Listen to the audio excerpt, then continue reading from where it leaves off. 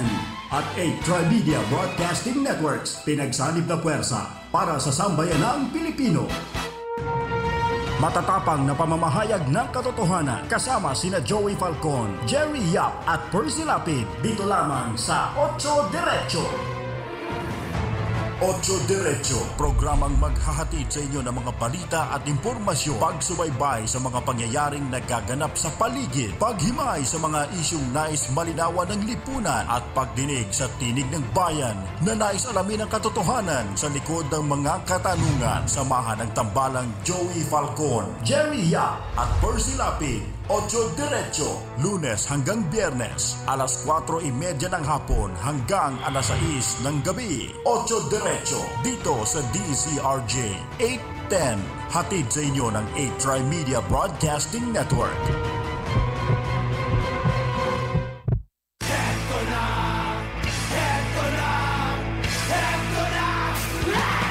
Ocho Diretso.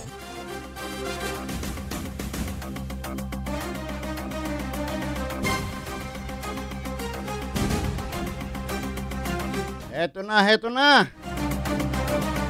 Heto na nga po ako. Palagay ko naman itong posisyon kong ito, hindi na masusundot yung sombrero ko. Kahapon, pa na yung sundot. Di ba ninyo napapansin? Panay ang patak ng ulan pero saksakan naman ng init. Nakakarinding, init sa labas. Bukod sa mainit, matraffic pa rin. Patay tayo dyan. Ayan po ang ikalawang araw ng filing ng COC. Hindi yung class of clan, ha?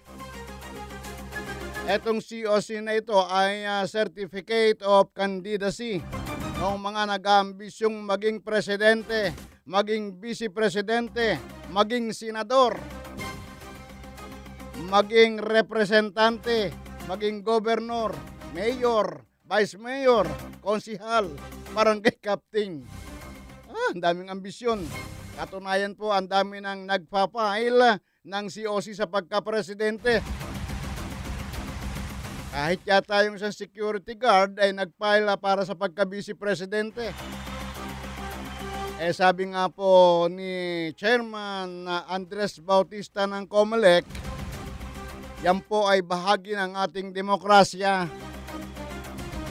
At yan po ang tinatawag na democratic process. Walang masama kung ikaw ay mag-ambisyon, basta't ikaw ay isang Pilipino.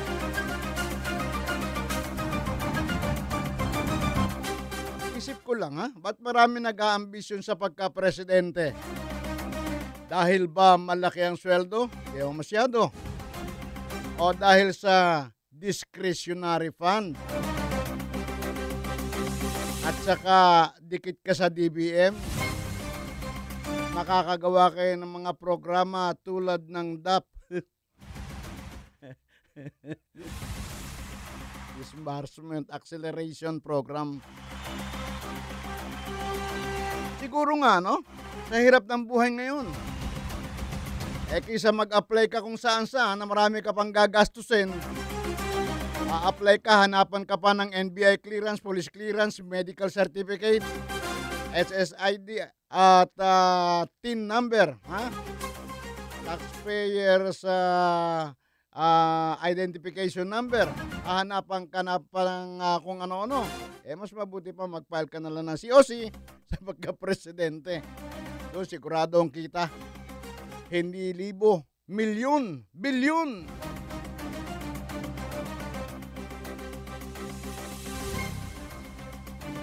Bago nga pala ako pumalaot, nais kong batiin yung taga-Ireland na nakamonitor sa atin. Sa Ireland, si Amir Bonafé. Amir Bonafé dyan sa Ireland, magandang hapon. Lakas ba kami dyan? Nanonood po siya sa online, sa computer. Kayo din po, kung gusto nyo mapanood kami sa online, puntahan lamang po ninyo ang www.8trimedia.com. At presto, mapapanood nyo kami sa online. Yun namang gustong makilahok sa ating mga usapan at gusto nilang magbigay ng opinyon o ika nga'y manawagan at ibigay yung kanilang naobserbahan sa kanilang kapaligiran na nangangailangan ng pagbabago at pagpuna. Ito po lamang ang inyong i-text ha. Text line po natin 0977-342-1644. Ulit 0977-342-1644. At ang aming pong hotline ay 412-0288.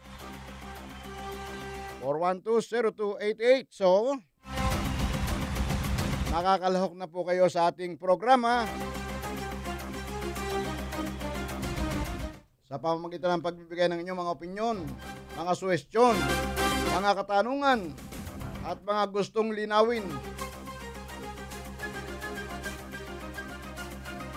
Bakit kaya mainit? At saka sinasabi po na bukas ng gabi, Miyerkules ay maaring mag-landfall o pumasok ng area of responsibility ang namamatang low pressure area, itong LPA. At sabi nga po kahapon sa ating panayam sa Pag-asa, ay tatawagin itong Lando sa oras na ito ay makapasok dito sa ating area of responsibility. Pakitawagan yung Justin, pakitawagan yung Pag-asa ha. Pag-asa para ating matanong tungkol dito sa nangyayaring lamig at init ng panahon. At saka matanong natin kung ano na ang kahihinatnan o yung kapalaran ng low pressure area. Kung saan ba ito papasok, kung saan ito lalabas, kung saan ito lulusot, para naman makapaghanda yung ating mga kababayan sakaling sila ang tatamaan ng sinasabing low pressure area o LPA na posibleng maging bagyo raw. Sabi nga po kahapon ng Pag-asa. Magandang hapon din dyan sa Lumban, Laguna. Kay Arlene Andrade at saka doon sa akin dalawang grandmaster na may laban yata ng taekwondo sa Bacoor sa 18. Si Colleen Andrade Ilagan at si Peter Andrade Ilagan. O ano mga urot, umatras na si Davao City Mayor Rodrigo Duterte at ang sabi nga po, thanks but no thanks. Thanks sa paniniwala ninyong kakayanin ko ang pagiging presidente, but no thanks, ayaw kong tumakbo. Ayaw niyan tumakbo. O nga naman, pag tumakbo ka, parang ang laki ng talo mo eh.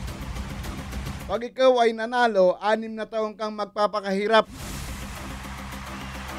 Pag ikaw naman ay natalo, di parang kahiya-hiya. Ocho Diretso.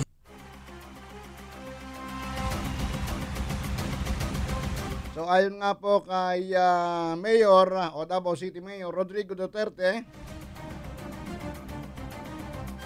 nais na niyang mamahinga rin sa politika. Pwede pa raw siyang tumakbo ng isang term pa sa pagka-alkalde, pero pagkatapos nun ay ikangay pahinga na muna. Sapat na naman daw ang naipaglingkod niya sa bayan. Lalo't siya pa ang hepe ng Peace and Order Council sa rehiyon. Yun nga lang, baka pag-alis ni Mayor Duterte, bumalik na naman yung mga kaguluhan dyan sa Davao at yung mga masasamang loob. Pag nandyan po si Duterte, may pagkakalagyan ka. Yan sinasabi. Ikaw, hari ka ng criminology, criminal.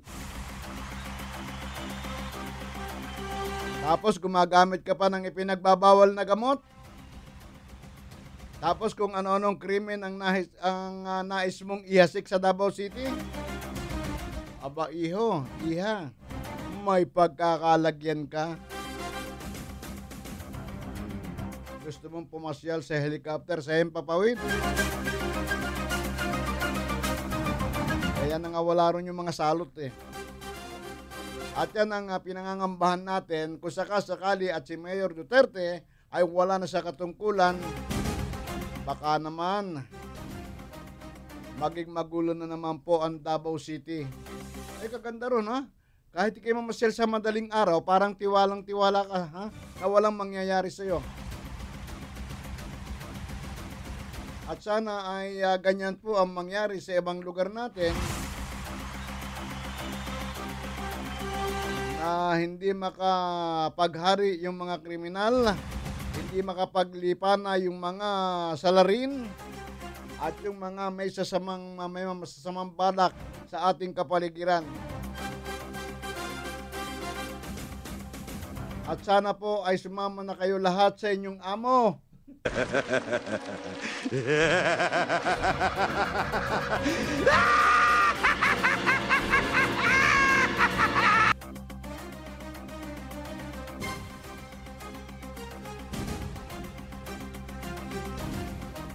Eto na, umpisa na. Yung mga election-related crime. Dahil makatapos pong makapag-file ng Certificate of Candidacy, yung isang alkalde sa Zamboanga, Sibugay, ay nirat-ratan na ng barel.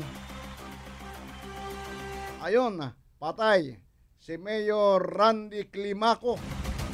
Samantalang yung kanyang magiging baysana at yung mga kasamahan ay puro tatad din po ng bala at mga sugatang isnugod sa pagamutan o sa ospital.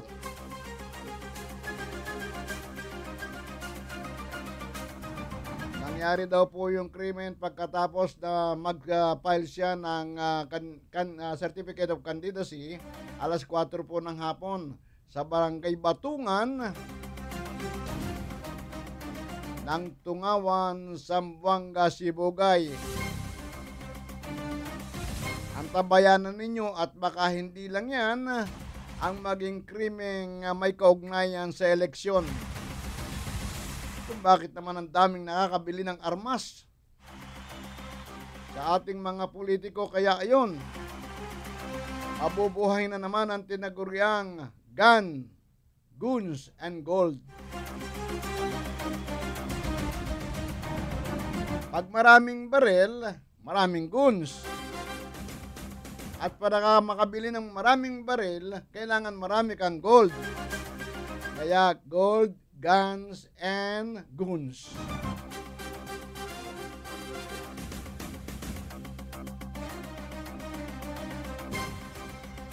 Sangkaterbang araw itong umabot na sa 22 presidentiable. Pagkatapos kanina may nag-file na naman ng COC sa pagka vice mayor, vice president.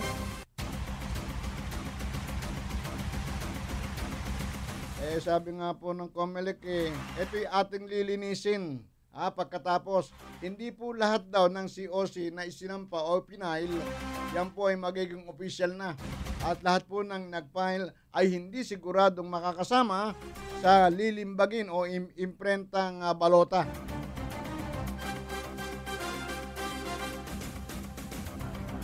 Ano kaya ang nasa isip nung alam naman nilang sila'y hindi o walang kakayahang gumastos para tustusan yung kanilang ambisyong maging presidente at wala naman silang kakayahang mag-ikot sa buong Pilipinas at ikampanya ang kanilang ambisyong maging presidente.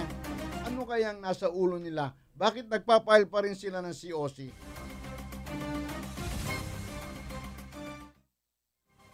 Ito kaya'y bilang pagpapakilala o para sila sumikat o para sila'y ika nga. Kasi pag sikat ka na, medyo nadadagdagan yung presyo mo. Nadadagdagan yung karat mo. Nakita ko na naman po ito si Eli Pamatong. Attorney Eli Pamatong, kumandidato na naman sa pagkapangulo. Ilang sasakyan kaya ang mapaplat sa EDSA? Natatandaan ba ninyo? Ito yung kumandidato ng 1 taon tapos nang walang magawa, nagpunta sa EDSA, nagdala ng mga baluktot na pako at ipinaghagis doon sa EDSA. Ayun, ang daming naplat.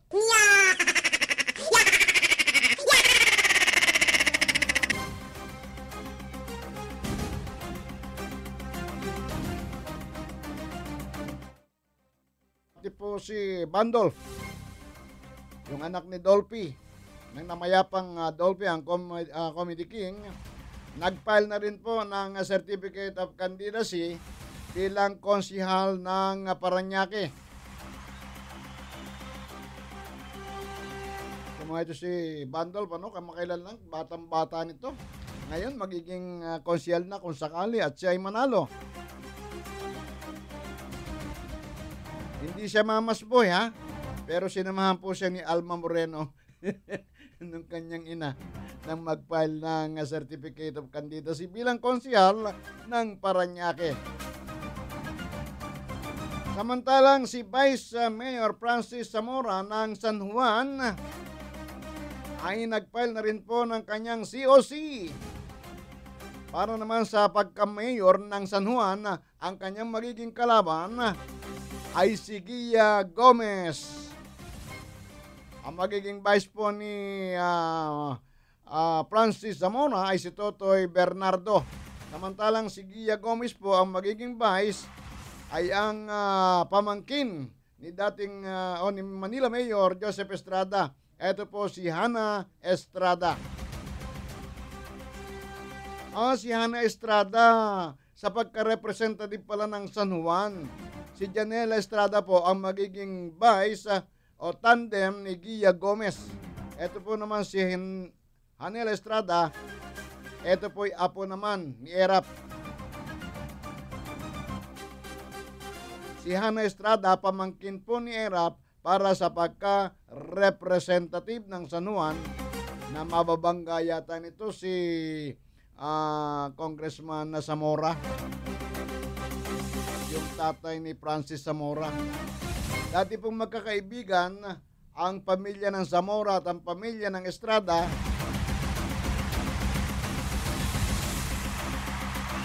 Pero sa takbo po ng pangyayari, sabi nga, sa politika, walang kumpa-kumpare, walang kapakapatid, walang anak-anak, walang tatay-tatay. Lahat tayo magkakalaban. Ocho Diretso. Di ba niya pansin, sa parte ng Bicol maglololo, naglalaban-laban yung mga Villa Puerte. Lolo at saka apo, naglaban. Sa iba naman magkapatid, naglalaban din. Magkumpare, nag-aaway din. Diyan po nagsimula yung away doon sa bayan namin, sa Lumban, Laguna. Magkumpare, si Manambit at saka si Ablao. Ayun, at saka sa Monte, nung mag-eleksyon, naglaban-laban. Ayun, pandali, ubusan ng lahi. Oras po natin, alas 4:52.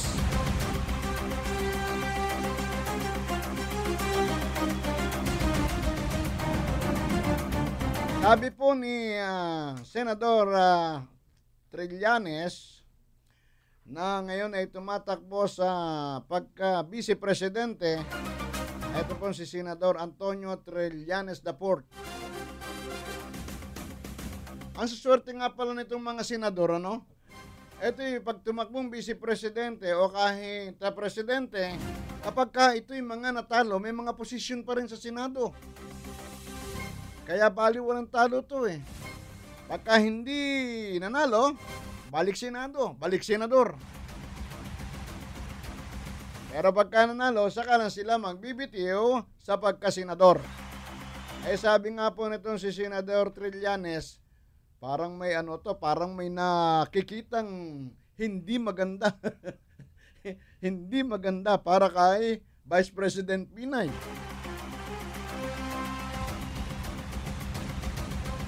Sabi nga po ni Senador Trillanes, si dating Pangulong Joseph Estrada at ngayon mayor ng Maynila, si Erap, ay posible raw pong pumalit sa pwesto ni Binay sa pwesto ni Binay sa pagkakandidato bilang presidente kung sakasakali at si Binay ay aatras. Maganda to ah. So kung halimbawa at hindi matutuloy sa pagtakbo si Binay dahil sa mga panggigipit ng ombudsman sa kanyang mga kasong kinakaharap at sa patuloy na pagbaba ng rating ni Vice President Binay, may posible raw itong umatras, sabi ni Trillanes. At ang magiging standard bearer ng una ay si Pangulong Joseph Estrada. Kaya siguro walang kibo di ba itong isang linggo nagpahiwatig na si Vice President Binay na siya'y poposasan at siya'y ikukulong bago sumapit ang eleksyon. Kanina po may lumabas na balita na sabi po ni Ombudsman Conchita Carpio Morales, etong nagpataw kay Mayor Junjun Binay ng pagka-dismiss sa posisyon at ikang ay panghabang buhay na hindi na makakaupo sa anumang serbisyo publiko o posisyong magsiserbisyo publiko sa gobyerno. Yun po ang ipinataw kay Mayor Erwin Junjun Binay. Sabi po ni Ombudsman Conchita Carpio Morales, hindi siya titigil hanggat hindi niya nagigiba ang ambisyon ni Vice President Binay na maging presidente. At gagawin daw po niya ang lahat bago dumating ang eleksyon. So, ibig sabihin, talagang desidido itong na si Mamang Binay ay patalsikin sa kanyang kandidatura. At yung po ang nakikita ni Senador Trillanes na posibleng sa pagbaba ni Vice President Binay sa kanyang kandidatura bilang Pangulo, ang hahalili ay si Mayor Joseph Estrada ng Maynila.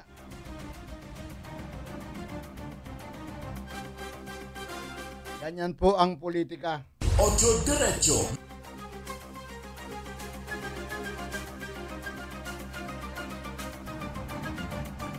Bueno, meron po tayong tatanggapin mamaya-maya ng konti Isang ulat na tatanggapin natin mula sa ating kasamang reporter na nasa labas.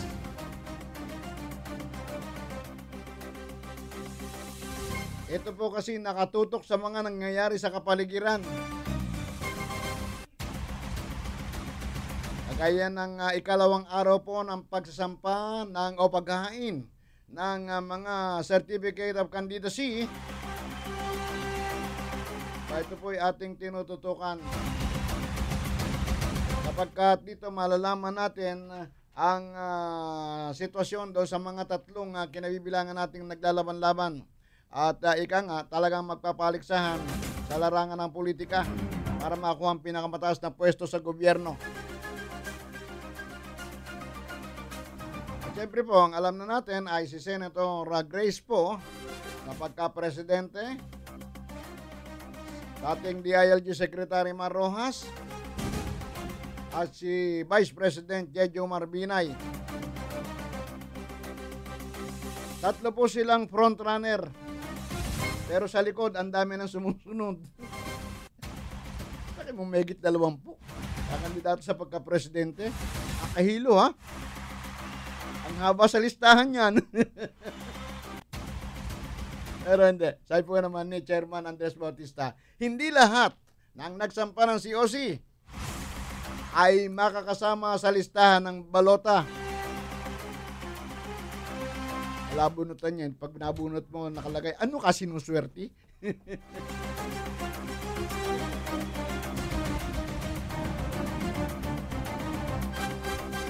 pa nga po palang voters registration ay assume uli o magre-resume uli sa October 17 ha. Sa ngayon po kasi ay pansamantalang itinigil muna ang pagtanggap sa voters registration dahil po dito sa pagpapile ng certificate of candidacy ng mga kandidato. So yung October 12 hanggang 16, wala po munang voters registration. Muli itong ibabalik sa October 17 at magtatapos sa October 30. So doon sa mga hindi pa nakapagparehistro, relax lang kayo.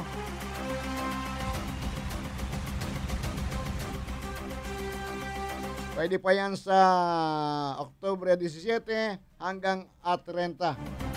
Kaya pagkatuntong ng October 17, aboy pila-pila na kayo. Huwag na ninyong hintayin yung last day. Kasi tayo mga Pilipino sanay na sanay tayo doon sa huling kabit. Yung kung kailang magtatapos na, aligagang-aligaga na tayo. Naku, hindi pa pala ako nakapagpaparehistro. Ay, engot ka, tagal na. Nag-umpisa pa yan noong May 6, 2014. Tapos ngayong Oktubre, aligagang-aligaga ka. Inday, takbo na sa 17. Pero oras po natin, alas 5 ng hapon.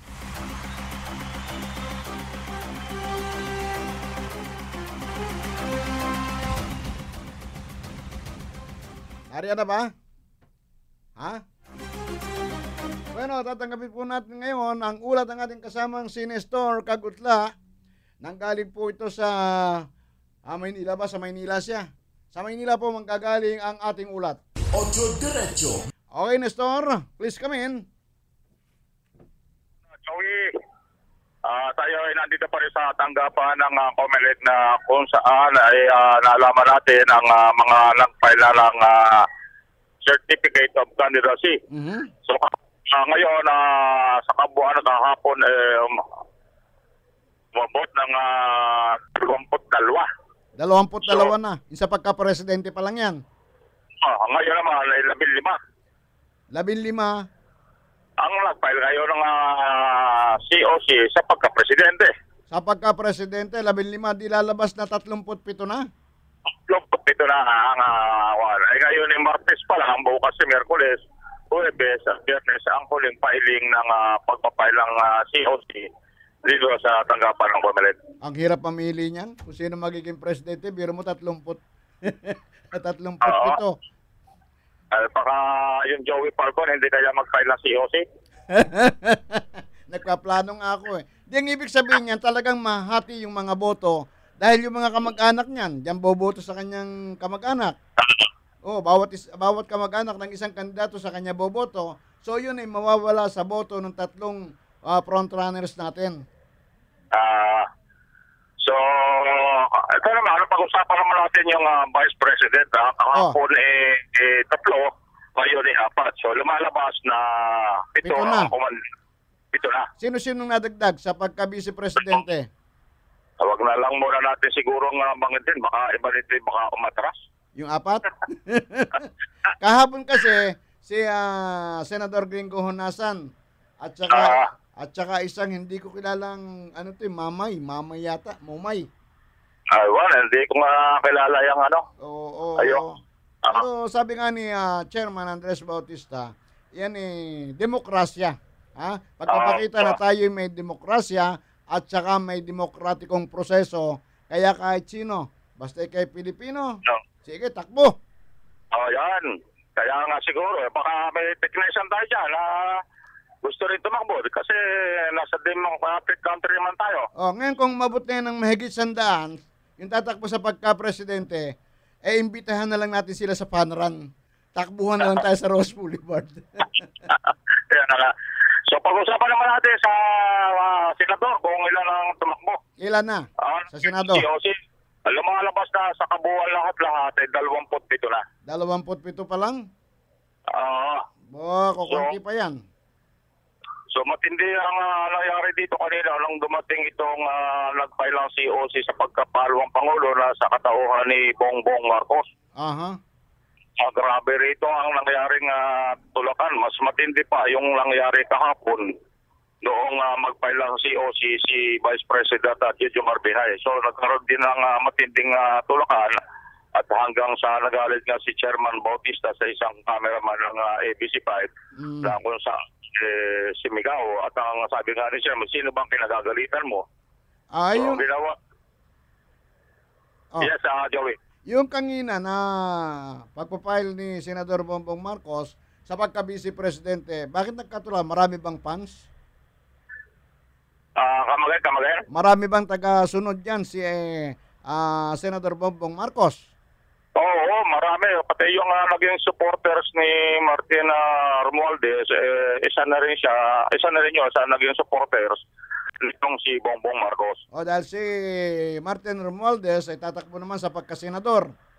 At ito si Bongbong Marcos ay tatakbo bilang pangalawang pangulo pero independent party. So nagkatulakan pala dyan kanina, ha? So siguro kung sa kapahintulutan mo, mayroon na namang isang lamang ditong nag-file ng COC. Sino? At humaharap sa mga mamamayan. Sino yan? Hindi ko pa makuha ang pangalan ko kung sino. Sige, pagka si Leo Cadyon, siguro kunan natin ang kaunti pa lang itong pailang COC na si Leo Cadyon. Sige nga. Kaya tignan natin kung ano yung mga sinasabi niya. Mga kaibigan, antabayanan po natin. Tila lumalapit si Nestor. Mga organization po kami, Yun. yung kabataan natin sa Guardians, yung pong ating foundation na may 29 million members that we are ready for everything para sa election. Yes, of course. Yung ating sasuporta sa ating kababayan. Ay, memorize na po natin focus tayo sa lahat, no? Lalo po sa ating agrikultura, livelihood, sa lahat po. Ano po yun? No? Yung pong sinasabi natin na pa, we have a complete program. Anong tinatakbo niya, Nestor? So, alamin pa natin kung itong tinatapos kasi lang lumabas ng gate ng pamilit na kung saan tapos na ang kanyang COC. Sigurado ka bang kakandidato yan? Sa aking pagkakalitik sa Salitang Batangas, siguro nagpaila pero palagay ko aatas din. Parang familiar sa akin ng boses parang katawag sa Quiapo ng Sorya. Yung boses niya parang familiar. Sorya. Sorya, diretso. Joey, sa history siguro ng pagpapailang COC sa kasaysayan ng alala sa Pilipinas, parang nakakatuwa ngayon dahil tayo ay nasa demokrasya. Oo naman. Parang piyesta rito sa tanggapan ng COMELEC. Ay lalo sa 16. Kasi dyan sa huling araw na yan, dyan dadating yung mga frontrunners natin. Baka dyan dumating si Grace Lee. Grace po. Isang matindi rin abangan dito ng ating mga kasama sa hanap buhay, yung pagpapailaman ng COC, ito si Senadora Grace po. At saka dadating pa dyan sina Sandra Cam. Tatakbo Sandra Cam na senadora. Ayan po si Sandra Cam, ang presidente ng whistleblowers. Ayan, sina Hontiveros, wala pa ba dyan? Wala pa. Ayan. So, marami pa rin, may mga hindi kamukha kaninang umaga at hanggang dumating ngayong hapon ang mga nagko-cover dito, mga kasama natin sa nabuhay. Siguro, dahil mga pagod na at baka naimbitahan din sa ibang mga nagpapail ng COC sa mga tatakbong namang lokal. Okay. Antabayanan mo yung pagpunta dyan ng yung mga masasabi natin mga prominente.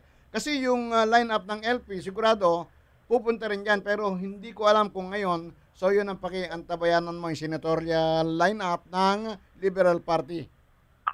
At siguro baka either kung hindi man bukas, maaari mga araw ng Huwebes o katapusan itong uling araw ng pagpapay. Yung last 2 days, yan ang mabigat yan. Last 2 days. Ha? Last days, oo. Okay. Medyo umahapon na rito sa may harapan mismo ng tanggapan ng Comelec. Mula pa rin dito sa Comelec, Intramuros, Manila. Ako si Nestor Cagita para sa nagulat para sa DZRJ. Maraming salamat, Nestor. Ocho Diretso. Ocho Diretso. Bueno, marami pa po kaming iulat sa inyo sa pamamagitan ng ating mga reporters na nasa labas. Ang dami nila. Parang ano yan, lalo ngayon umuulan, na pag nabasa po yan, dumadami. Huwag kayo mag-alala, ha? Alas 5:09, ako po yung magbabalik. Pagkalipas po lamang ng paalala mula sa aming impilan. Ocho Diretso.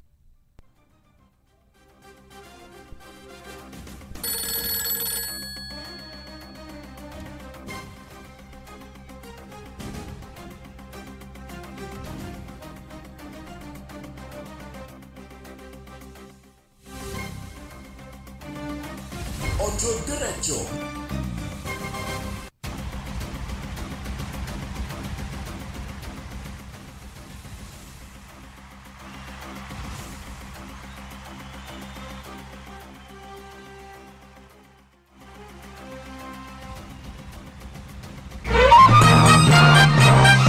This is VOA News, brought to you live from VOA through DZRJ in Manila. Syrian government troops advanced under cover of Russian airstrikes Monday. In the heaviest fighting in weeks, government forces battled rebels in a strategic area in the central province of Hama. The fighting was focused on the village of Kafar Nabuto, with Syria's army command saying it had captured the village, but activists say the rebels repelled the attack. Meanwhile, the U.S.-led coalition forces continued to strike Islamic State targets on Monday, destroying tactical units in 2 areas. The U.S. Central Command says the coalition conducted 18 strikes in Iraq. UN Syria envoy Staffan de Mistura on Monday told a news conference that he would hold talks in Russia on Tuesday. Mr. de Mistura then heads to Washington. It is clear that the Russian military intervention in Syria has indeed introduced new dynamics into the situation. And that means that making forecast speculations are going to be, for the moment, difficult. The European Council on Monday called for Russia to immediately end military attacks in Syria that do not target Islamic State or other UN-designated terrorist organizations. Is VOA News. That's the latest world news from VOA. You've been listening to VOA News, brought to you live from VOA through DZRJ in Manila. Paalala po, galing sa V-Fresh. Sama-sama tayo mag-abot ng kabutihan, karunungan, kasipagan. V-Fresh, sigaw ng bayan. V-Fresh, malamig sa bibig. V-Fresh, presko sa hilinga. Kabutihan, para sa kapayapaan. Karunungan at edukasyon, upang may progreso. Kasipagan, upang umasenso. V-Fresh, sigaw ng bayan. V-Fresh, malamig sa bibig. V-Fresh, presko sa hilinga. V-Fresh, sigaw ng bayan. V-Fresh. Masayang pag-usapan ng pag-asenso ng bayan lalo na't may nginunguya tayong V-Fresh. Kahit mainit ang usapan, malamig pa rin ang bibig. Presko ang palitan ng mga ideya at kaisipan. Makipagtalakayan, mag-V-Fresh. The Doctor is on air dito sa Klinika On Air. Usapang pangkalusugan, mga wastong paraan upang sakit ay malunasan. Ihahatid ang tamang gabay sa pangangalaga ng ating katawan. Klinika On Air. Samahan si Dr. Charlie Mendez tuwing Miyerkules, Huwebes at Biyernes, alas 6 hanggang alas 7 ng gabi. Klinika On Air dito sa DZRJ 810. Hatid sa inyo ng 8 Tri-Media Broadcasting Network. Ito ang DZRJ 810, 8 Tri-Media Broadcasting Network, ang himpilan ng bawat Pilipino. Matatapang na pamamahayag ng katotohanan kasama sina Joey Falcon, Jerry Yap at Percy Lapid. Dito lamang sa 8 Diretso.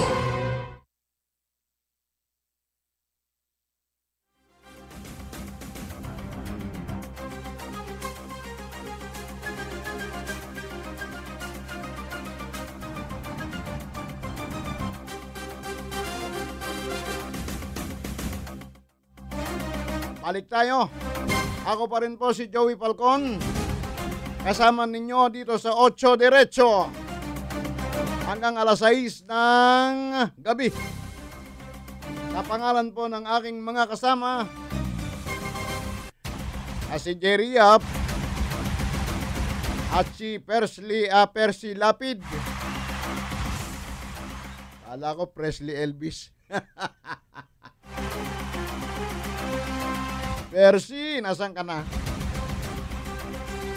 Sasama-sama po tayo hanggang alas 6 ng gabi.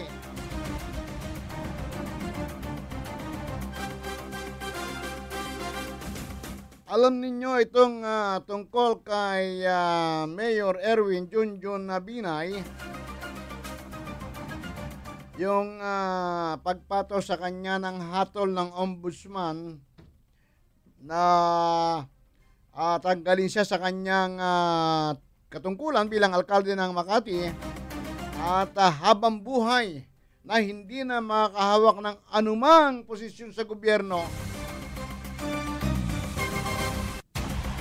ay hindi raw po final and executory. Hindi pa raw po yung final. Yung hatol na yun, sino may sabi? Si dating Senador Aquilino Nene Pimentel.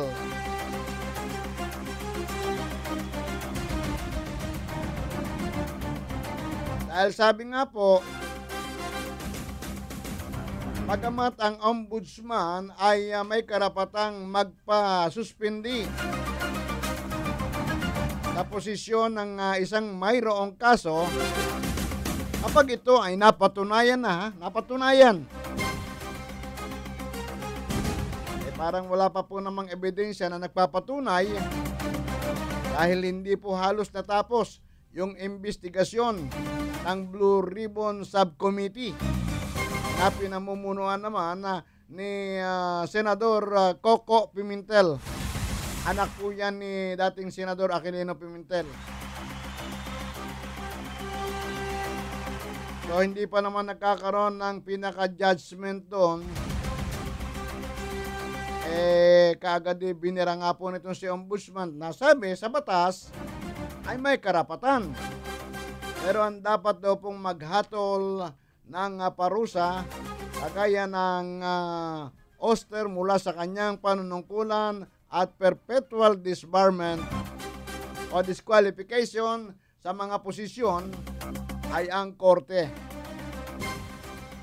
So kaya ayon, sabi nga ni Congressman, dating Senador Nene Aquilino Pimentel, kinakatikan niya yung pahayag ni Mayor Junjun Binay na kahit anong mangyari ay tatakbo siya sa pagka-alkalde. Magpapail siya ng COC. Kahit siya'y hinahabol ng ombudsman. Sa bagay, sabi naman ng kapatid, yung congresswoman, kung sakalit hindi payagan si Junjun Binay na tumakbo bilang alkalde ng Makati, siya ang tatakbo. Aba, talagang ayaw bumitaw, ha? Kayo-kayo na lang dyan, ha?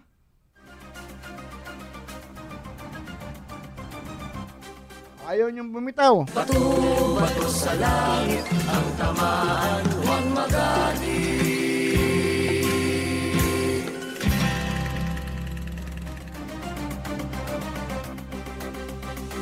Alam mo, PJ, matigas na talaga ang ulo nito. Nakakatatlong sundot na ako. Ang gusto niya, no, lambing lang, lambing. Ayun. Yung hipo na may pagmamahal. Sige.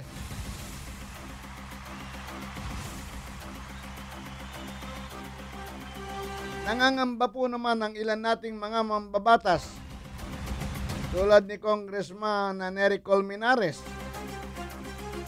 na makaapekto po sa atin ang hindi pagsunod o ang pagwawalang bahala ng palasyo doon sa sinasabi ng international human rights lawyer na si Amal Almudin Clooney. Asawa ito ng artistang si George Clooney. Ika nga may kumakatawan sa United Nations Working Group, Arbitrary Detention. Sabi po nito si Clooney na si Arroyo, si dating Presidente Gloria Macapagal Arroyo, na ngayon ay congressman ng Pampanga at tumatakbo uli sa pagka-congressman ng Pampanga, ito po ay kinakailangan ng mapalaya sa pamamagitan ng piyansa doon sa kaso niyang 365 million plunder. Ito po ay parang hindi pinapansin ng Malacanang at parang ipinagwawalang bahala.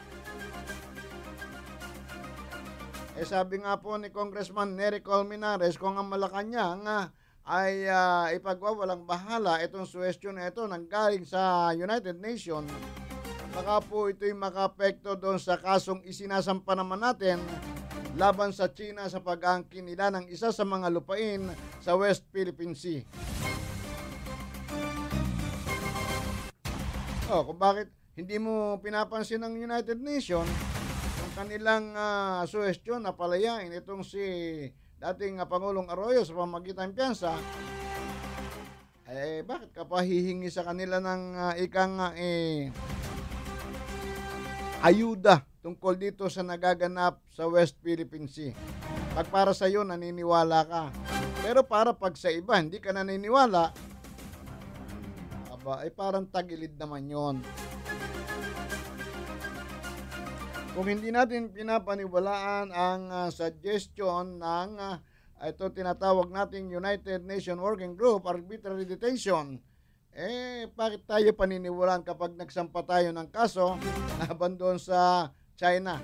Tayo po may kasong isinampa at kayo dinidinig ng tribunal, United Nations Tribunal, kaugnay nga po sa pag-angkin ng China sa isa sa mga isla ng West Philippine Sea na kanilang ni-reclaim. At ngayon po ay pinatayo na ng mga estruktura. Ngayon, ayaw natin silang paniwalaan. Paano tatakbo yung ating isinampa sa kanila?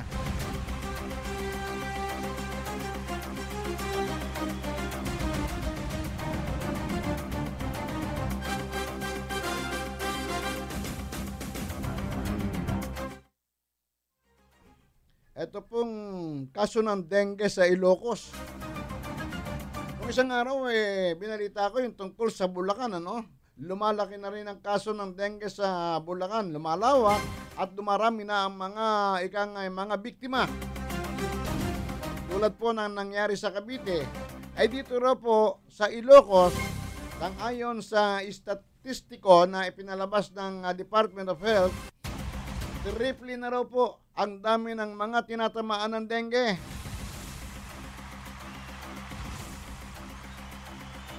Alam po ninyo itong dengue, nakamamatay yan. Huwag niyong ipagwalang bahala yan. Yung ang asawa ng isa naming kasamaan dito, ayun, na dengue. Natamaan pa rin ng dengue. Wala pong pinipiling edad kasi yung dengue.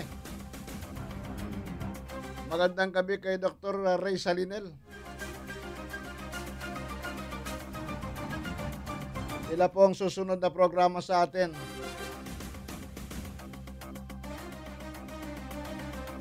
Mabalik po tayo sa dengue. Wala nga pong pinipiling edad ang dengue. Kaya kinakailangan tayo'y maging malinis sa ating kapaligiran. Alam ba ninyo yung si Senador Enrile? Mantakin yung ang kunat na ng balat niyan. Aba, tinamaan pa ng dengue.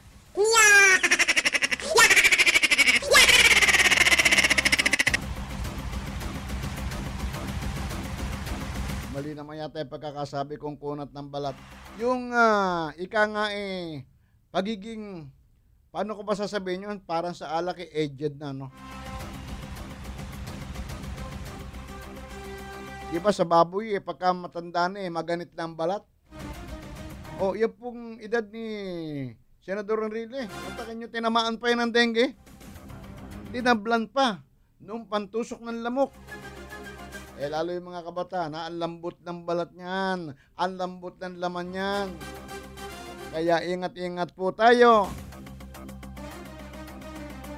At baka po tayo'y madengge pa. Ocho Diretso.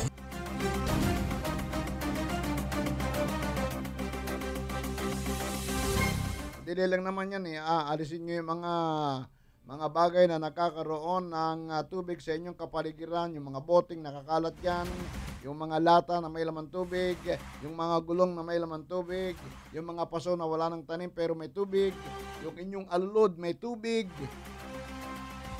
Parado yung alulod ninyo sa taas, yung pagka umuulan ay sumasahod ng tubig galing sa bubong.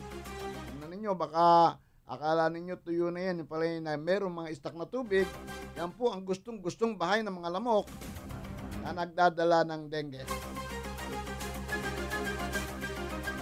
So maging malinis po tayo sa kapaligiran nang tayo'y makaligtas sa dengue. Ocho Diretso. O sa Makati pala ay hain na ng Certificate of Candidacy sa pagkalkalde itong si Kid Peña. Ito po yung Vice Mayor ni John Binay. Na nang masuspende si John Binay kagad sumakay ng motorsiklo at nag-ikot-ikot ito. Ipinangalandakan na siya ng acting mayor. Ang problema, nagmotor ito sa Makati, walang helmet.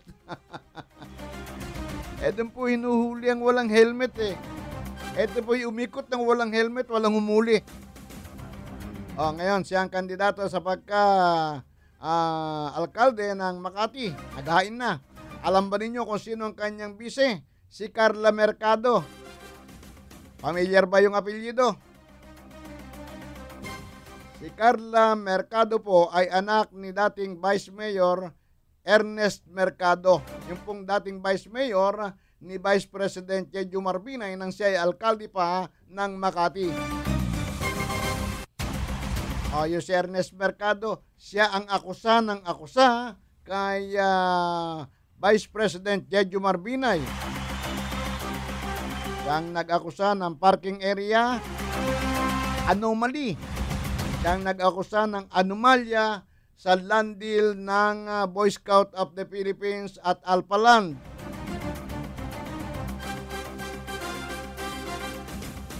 Pagkatapos noong medyo marami-rami na siyang naiaakusa kay Vice President Jeju Marbinay, ay humihingi po ito ng asylum sa Switzerland. Sakali raw pong manalo itong si Vice President Jeju Marbinay, sakaling manalo sa pagka-presidente, tatakbo siya ng Switzerland. Ala ka pala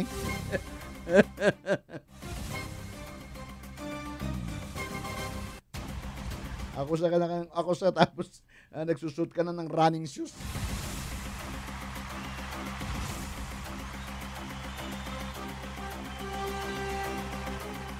Kapag daw po siya naging ikang alkalde ng Makati, magkakaroon daw po ng free internet ang Makati.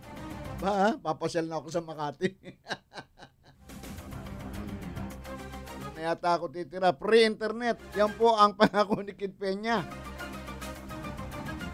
At saka dadagdagan pa ang bonus ng mga government employee. At higit sa lahat, maraming benepisyo ang may bibigay sa senior citizens.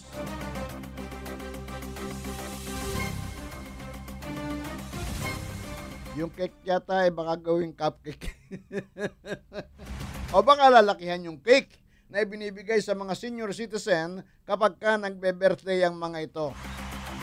At sasabi niya, dadagdagan ang benepisyo ng mga senior citizen. Talagang ang mga politiko, no? Ang daming naipapangako. Itong free internet neto, Siguradong maraming gagaya rito. Dahil alam naman nila na ang mga mamamayan ngayon, lalo yung mga kabataan, ay mga teki. Mahilig na sa mga technology gadgets. So pag sinabi mong kapag ka ako ay nahalal, lalagyan ko po ng free internet ang mga tabi ng creek, ang tabi ng ilog, yan pong Isla Puting Bato, lalagyan ko ng free internet. Bay, baka sakaling manalo ka na. Kasi yan ang usong-usong ngayon. Sabi nga, ang mabait na kapitbahay, walang password ang wifi. Ang mabait na kapitbahay, walang password ang wifi. Ocho Diretso.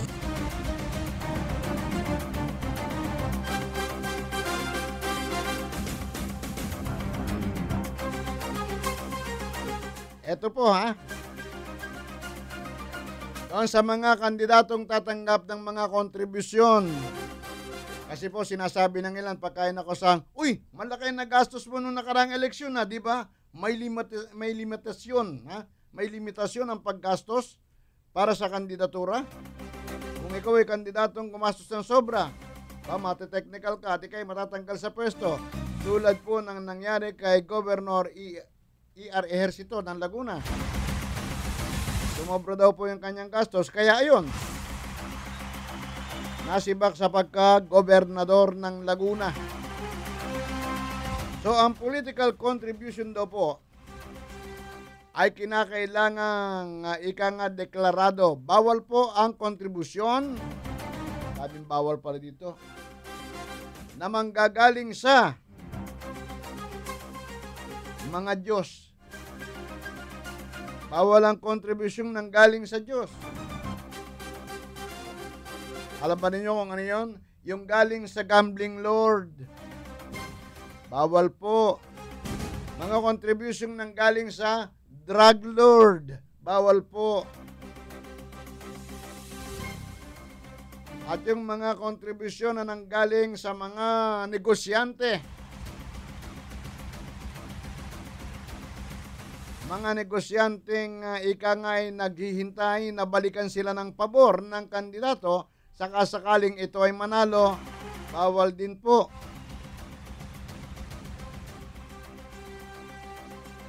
Bawal po ang kontribusyon na galing sa mga smugglers. At doon sa may mga kasong ika nga hindi kaaya-aya sa kanilang negosyo, yung mga negosyong hindi maintindihan kung ano-anong negosyo, bawal po tumanggap di umano ng contribution galing sa kanila. At baka magamit ang politiko sakaling ito ay manalo.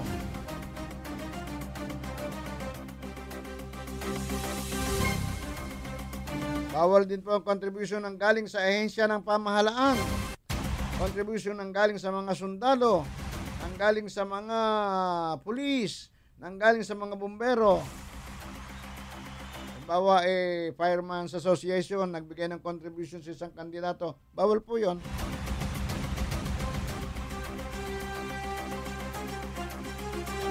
Yung grupo ng mga pulis nagbigay ng contribution sa isang kandidato. Bawal din po 'yon. Kaya po pinagbabawal ang mga kontribusyon na ibinibigay ng mga negosyante sa dahilan kapag ka ikaw ay naging panalo o nanalo ka sa iyong posisyon, siguradong lalapit ang mga yan hingi ng pabor, kaya magagamit ang iyong posisyon ng kanilang mga negosyo. Kaya pinagbabawal po yan. So ngayon, kinakailangan deklarado ang bawat kontribusyon ng isang kandidato at kinakailangan pong yan ay hinimay-himay talaga ng todo. Ang sa ganon, malaman natin na walang halong anomalya ang kanyang pagkandidato. At tinan nyo nangyari kay Ejercito, yung gobernador ng Laguna. Aba, ilang taon na lang at matatapos ng kanyang panunungkulan, nasibak pa. Isang taon lang yata ito nasibak dahil po sa sobra di umanong paggastos. Alas 5:34.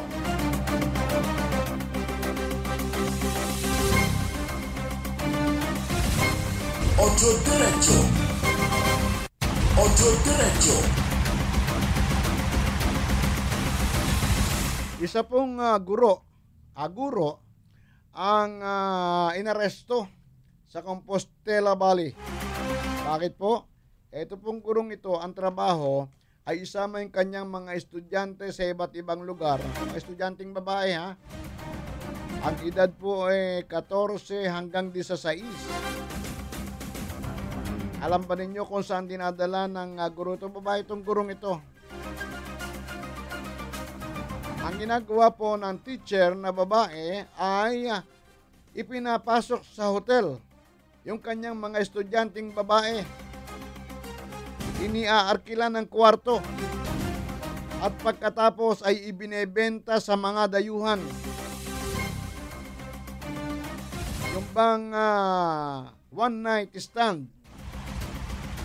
At pagkatapos sa kinita ay hahatian yung mga estudyante. So ito po isang public school teacher at ito po inaresto dahil nga po sa pagbebenta ng kanyang mga estudyante. Ito po inaaresto sa Mandawi City sa pamamagitan ng arrest warrant na ini-issue ng Mandawi City Judge. Ang pangalan po, Flor Marie Baring, 35 anyos. Takin ninyo yan. Ikaw na isang teacher at itinuturing na pangalawang magulang ng mga batang estudyante. Ikaw pa ang mambubugaw, pambubugaw yan At bukod sa pambubugaw, talagang tahasang pagbibenta ng panandali ang aliw sa mga turista, sa mga dayuhan, at ang ginagamit ay ang kanyang mga pobreng estudyante. Siguro yung mga estudyante naman, dahil bata nga, minor de edad, kayang-kayang bulahin. Siguro sabi ng teacher, makakapera ka ng malaki rito. Sa probinsya, 1,000 lang, napakalaki na po noon. At nakakasilaw na yan sa paningin ng isang bata na hindi pa husto ang pag-iisip. Hindi pa stable ang pag-iisip. At hindi pa niya alam kung ano magiging consequence o kahantungan noong pangyayaring yun. Ayon po sa mga otoridad at doon sa mga batang kumanta na at nagsumbong na rin sa mga pulis, matagal na raw pong ginagawa ng gurong ito ang ganoong pagbebenta ng aliw ang ginagamit ay ang kanyang mga estudyante. Patunayan, may mga ilang estudyante raw po na paulit-ulit lang na ibenta, kaya ito ay naaresto. So sa mga magulang, bantayan po natin yung ating mga anak. Hindi ko muna sa eskwelahan safe na yan. Kung minsan po naroon sa eskwelahan yung mga buwitre. Hindi lahat ng tao ay mababait. Hindi lahat ng guro ay mababait. Meron pang guro, siya mismo ang gumagawa ng kahalayan sa kanya mga estudyante. Ilang beses nang napabalita ang ganoon na may mga lalaking guro na sinasamantala ang walang muwang na mga estudyante.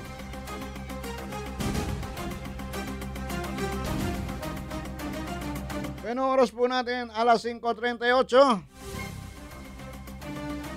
At inuulit ko, kung gusto nyong makisali sa amin at mapanood kami sa online, punta lamang nyo ang www.8trymedia.com. Ulit, www.8trymedia.com. Ang ating po mga contact numbers sa text line 0977-342-1644. 0977-342-1644. At ang hotline po natin ay 412-0288. Hotline na 412-0288. Kung kayo may mga gustong talakayin sa inyong lugar, o mayroon kayong gustong isumbong, o mayroon kayong gustong punahin, yan lamang po ang inyong pupuntahan at tayo ay magkakaroon ng talakayan at usapan po natin ang mga bagay na inyong hiyahin dito sa aming programa.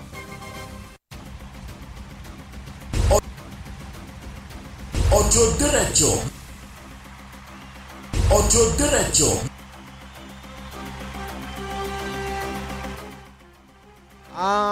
Wala pa ba yung pag-asa? Yung pag-asa, alamin natin yung kalagayan ng panahon.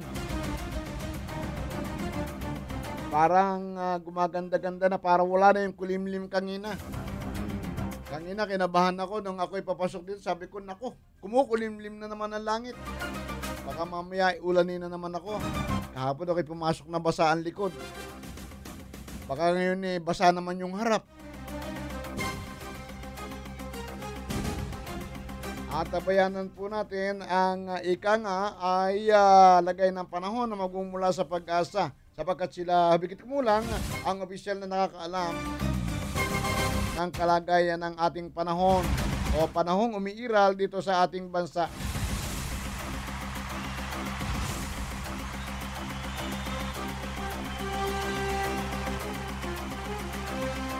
Ako'y nalulungkot kapag ako po'y napapadaan dyan sa Coastal Road. Diyan po sa bago sumapit ng itong tollgate. Kung kayo'y galing ng Cavite at kayo'y papunta rito sa Pasay City o sa Baclaran, pansinin ninyo, bago po sumapit ng tollgate, doon sa gawing kanan, meron po dyan mga building na nakatayo. Ang dami po niyan, ha? At may mga kwarto-kwarto yan. Na dapat sana ay para po sa mga maralita na hindi kaya yung mataas na bayad ng pangungupahan sa isang bahay. Yan po ay para sa mga low income o yung mabababang sahod. At tamang-tama lang yung kanilang mga kinikita para sa bahay, pagkain, ilaw, tubig.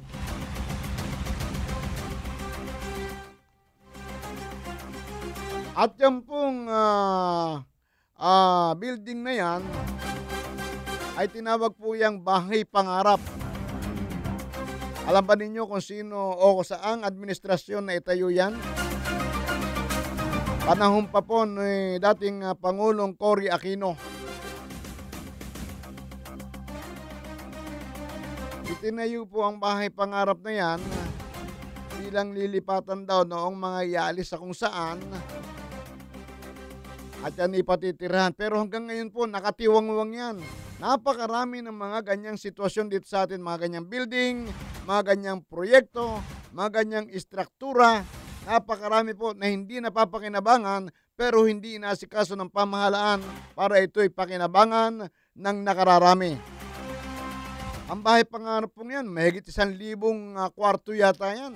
Dahil umaabot ng 5th floor. Tapos ilang building yan nakalatag dyan sa isang malaking lote. Sa gawing kanan, bago ka sumapit ng tollgate papuntang Baclaran, kung kayo papuntang Baclaran, papuntang Pasay, makikita nyo yan. Ang napapansin ko po, bukod sa nabubulok na, basag-basag na ang mga salamin, merong ilang mga kwarto na may umuuko pa, may nakatira. Pero mga nakatira, may mga coaching nakaparada. Baka naman yan mga malalakas lang na nakatira. Bakit po kaya hindi natin ipasiyasat yan? Kung yan bang mga nakatira dyan ay lehitimo o hindi?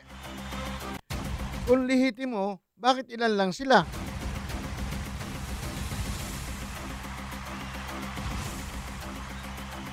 dapat, ika nga, pansinin nito ng ating pamahalaan. Sayang po eh. Sayang po ito. Pinagkagastusan noong rehimeng Aquino, noong panahon ni dating Cory Aquino, pero ngayon, hanggang ngayon nakatiwangwang. Kahit na ang presidente ngayon ay ang kanyang anak, parang hindi po pinag-uukulan ng pansin. Napakarami po ng kanyang sitwasyon. Si Pangulong Erap naman, si Mayor Erap ng Maynila na dating Pangulo, ang iniwanan po namang ikang instruktura ay yung pong Erap City. Bueno, oras po natin, alas 5:44. Aalamin po natin ngayon ang lagay ng panahon mula sa Pag-asa. Narito po ang ating kasamang Ocho Diretso. si Benison Estareha. Benison, magandang hapon sa iyo. Yes, magandang hapon po. Magandang hapon sa inyo and sa mga taga-subaybay ng DZRJ. Para naman po sa pagtaya ng panahon sa susunod na 24 oras, apektado po ng amihan or northeast monsoon ang Ilocos Region, Cordillera at Cagayan Valley. Kaya asahan na po ang maulap na kalangitan na merong light rains. Samantala po dito naman po sa may Aurora, Quezon Province, Camarines Norte at Camarines Sur, asahan naman po ang mga light to moderate na paulan na may kasama rin pong tsansa ng pagkidlat pagkulog. Samantala dito naman po sa Metro Manila at sa nalalabing bahagi ng Luzon, gayon na rin po sa Visayas at sa Mindanao, asahan naman po ang maliwalas sa panahon sa umaga hanggang sa tanghali. Then pagdating po ng hapon o gabi, posible pa rin po ang mga thunderstorms o yung panandaliang pagkidlat pagkulog. At dahil pa rin po sa northeast monsoon or amihan, meron po tayong gale warning na nakataas. Dito po sa may Batanes, Calayan and Babuyan Group of Islands, pati na rin po sa baybayin ng Isabela and Cagayan, papunta po dito sa may Ilocos Norte, Ilocos Sur, La Union at Pangasinan. So kapag may gale warning, Benison, bawal yung mga maliliit na bangka, ganon? Yes po, ang mga baybayin dagat po sa mga nasabing lugar, maalon po hanggang sa napakaalon, nasa may isang palapag po, more or less, yung taas ng alon dyan. Kaya pinaalahanan po yung mga may maliliit na sasakyang pandagat, at saka po yung mga kababayan nating mga isda dyan, huwag na po muna silang pumalaot sa nasabing mga baybayin. Okay. Benison, yung tungkol sa low pressure area na sinasabing baka bukas ng gabi ay pumasok sa ating area of responsibility. Yes po, tama po. Ito nga pong low pressure area na binabantay natin for the past few days, naging isang bagyo, isang mahisang bagyo.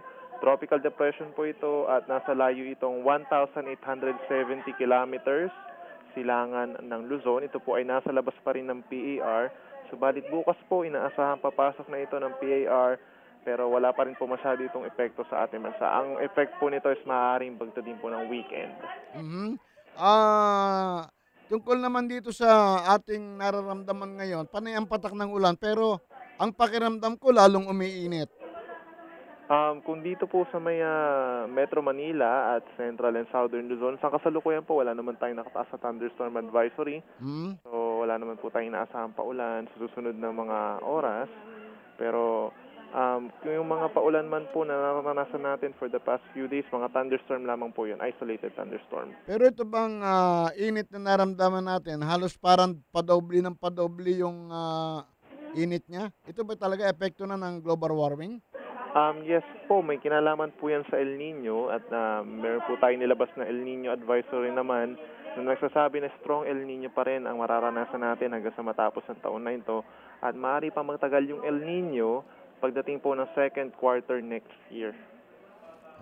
Po natin na magiging mainit pa rin at hindi pa rin sapat yung mga paulan na mararanasan natin sa mga susunod na buwan. So, antayin na lang natin bukas ng gabi kung ano magiging epekto sa atin nung sinasabing low pressure area, no? Yes po, tropical depression po. Okay, maraming salamat, Benison. Salamat din po and good afternoon. Okay, si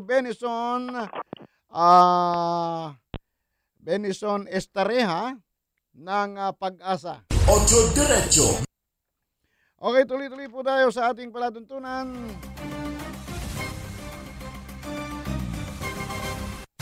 Ocho Diretso. Hanggang alas 6 pa po tayo na magsasama-sama. Kaya antabay lang kayo dyan. Mas marami raw pong bata ang may sasalba kapag may kaalaman sa disaster preparedness. tuwing may sakuna. Siyempre naman. Kaya nga tayo may mga drill, may mga paghahanda, pagsasanay, para maging ligtas. Para maging ligtas ang bawat isa kapag may dumarating na kalamidad. Pero ako naniniwala na ang DSWD o Department of Social Welfare and Development mas maraming ililigtas na bata. Ngayong nalalapit na po itong Asia Pacific Economic Council.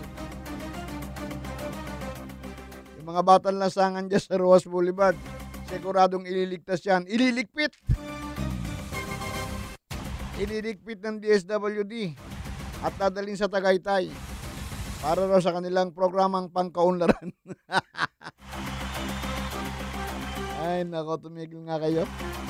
Sabihin na natin na aminin na ninyo na yan kaya ninyo sinisinop at dinadala sa Tagaytay ay upang mailayo sa mga mata ng mga darating na bisita. Hindi tayo magkunwari. Huwag na ninyo sabihin may programa para sa mga bata. Dahil lang nakikita namin, tuwi lamang may darating na bisita, doon sumusulpot ang inyong mga programa. Bato sa langit, ang tamaan, huwag magaling. Hindi ba?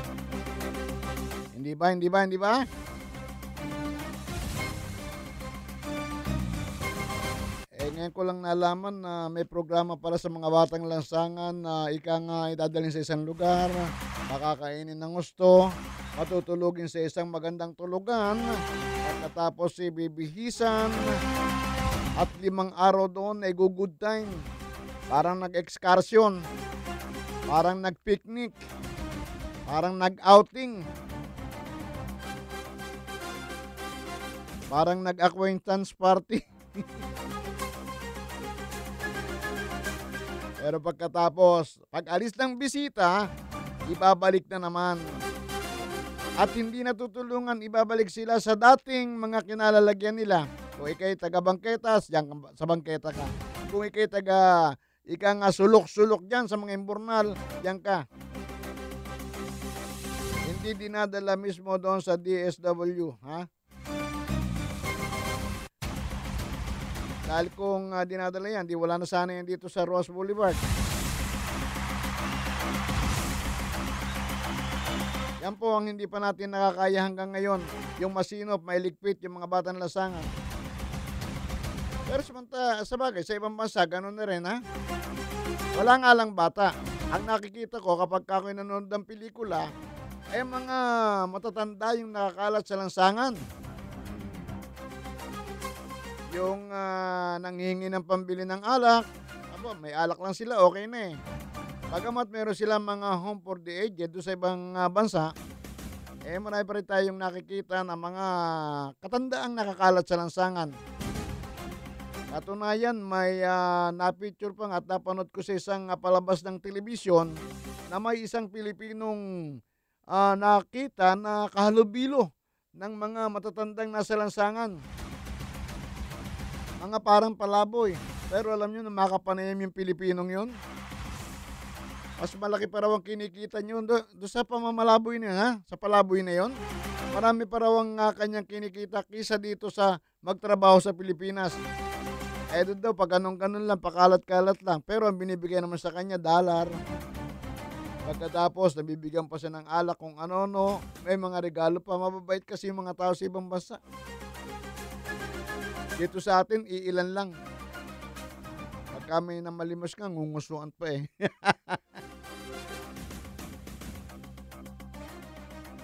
So, yung sinasabing mga batang lansangan na ililigpit pagdating ng APEC, tingnan natin.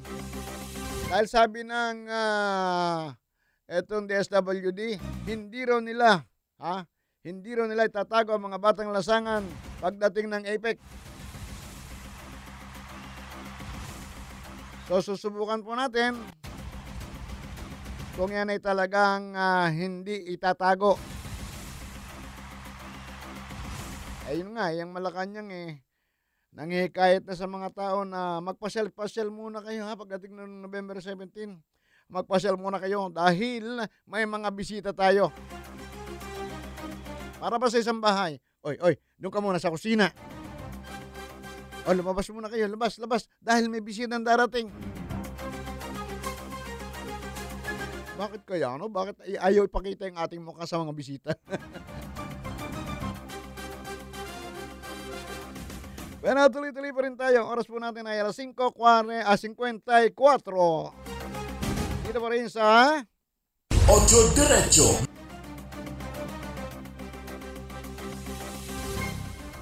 Ocho Diretso.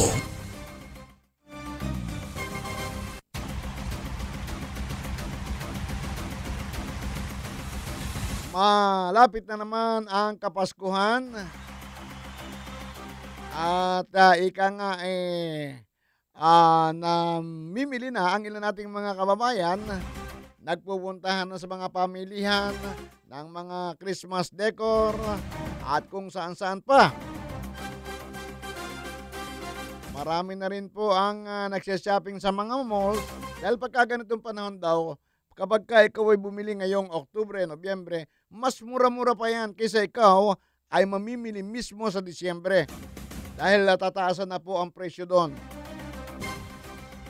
Tataas na raw po ang presyo sa panahon ng Kapaskuhan kung ikaw ay doon pa mamimili. So, ang sinasabing oras ng pamimili kapag malayo pa ang Pasko ay nakatutulong daw po sa budget ni Mrs. Ang problema nga lang, kapag malayo ang Pasko, wala pa yung bonus, wala pa yung sweldo, wala ka rin pambili. Kasi ang mga Mrs. ng tahanan, umaarangkada po yan ng pamimili kapag sumakamay na nila yung bonus. Lalo kung buong ibibigay ni Mister, ay talaga, tuwan-tuwa yan. Nakahalikan ka pa niyan. Pero diretso sa shopping mall. At sigurado po, iiral na rin ang mga sale sa mga shopping mall. Magkakaroon ng mga Christmas sale. Ang dami pa namang mga shopping malls na nakahilera dito sa EDSA. Kaya sana maplano po ang pagsasagawa ng Christmas sale. Dahil kapag nagsabay-sabay ang mga yan, Diyos ko, patawarin.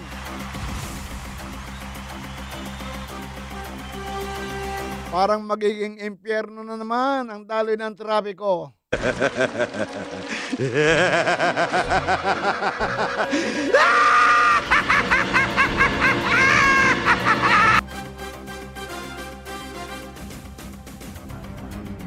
Sana yung nakakasakop dyan sa mga shopping malls, kung aling munisipalidad o syudad ang nakakasakop, pulungin sana yung mga kinaukulan, yung mga pinuno ng shopping malls na yan.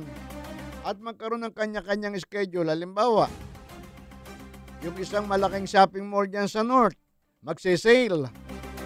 Tapos itong isang shopping mall dito sa May Ortigas, magsisale. At isang shopping mall naman doon sa malapit sa Mandaluyong o makalagpas ng Mandaluyong sa May Makati, magsisale. Ayun, para laktaw-laktaw yung umpukan ng mga sasakyan. Laktaw-laktaw yung mga lilikuan ng mga sasakyan. Kasi pag pinagsabay-sabay ninyo, Diyos ko po naman, parang magiging parking area na naman yung EDSA. At hindi lang sa EDSA, dahil marami pa rin ang shopping mall na nag-usbong ngayon sa mga, umusbong ngayon dyan sa mga kagaya ng Cavite, Laguna, at dyan sa may Alabang, dyan sa may Las Piñas, dyan sa may Parañaque.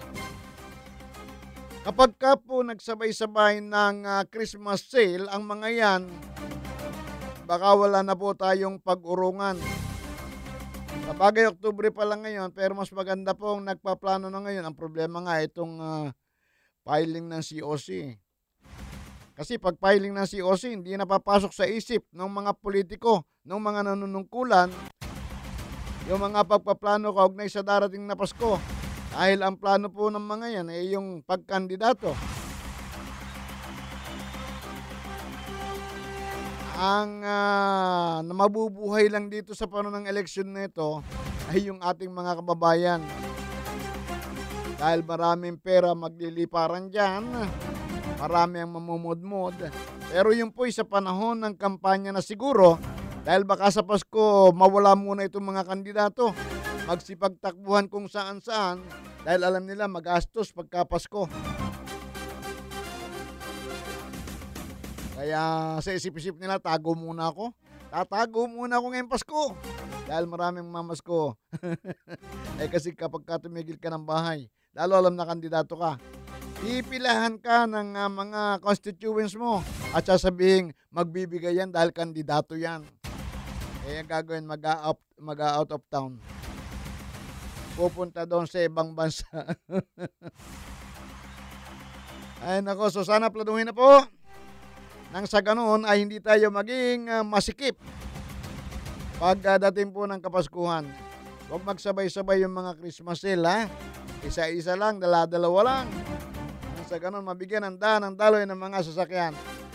Bueno mga kaibigan, dumating na po tayo sa taktang oras ng ating paghiwa-hiwalay. Upang muli tayo magkarinigan bukas, ito pa rin po sa palatuntunang Ocho Diretso. Sa pangalan po ng aking mga kasamang sina Percy Lapid at Jerry Yap, ito po ang inyong Supremo, Joey Falcon, nag-iwan sa inyo ng isang magandang gabi. Ocho Diretso. At maraming salamat. Ocho Diretso.